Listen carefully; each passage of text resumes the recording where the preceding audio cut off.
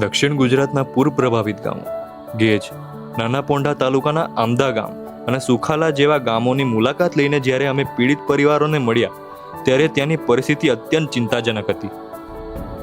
ચારે તરફ તૂટી ગયેલા કાચા મકાનો, બિસ્માર રસ્તાઓ,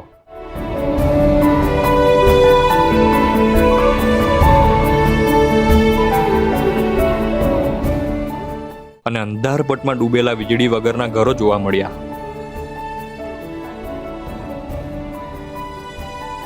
આ ભીષણ આપત્તિમાં લોકોના માત્ર અનાજ અને કપડાં જ નથી તણાયા, પરંતુ તેમના સપના પણ પાણીમાં વહી ગયા છે.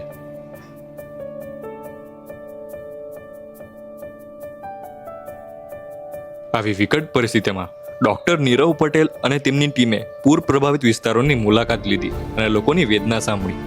તેમણે માત્ર આશ્વાસન ન આપતા પ્રભાવિત પરિવારો માટે ઘર જરૂરિયાતની વસ્તુઓ જેવી કે વાસણો, અનાજ અને બાળકોના ભવિષ્ય માટે નોટબુક, પેન્સિલની તાત્કાલિક વ્યવસ્થા કરી આપી.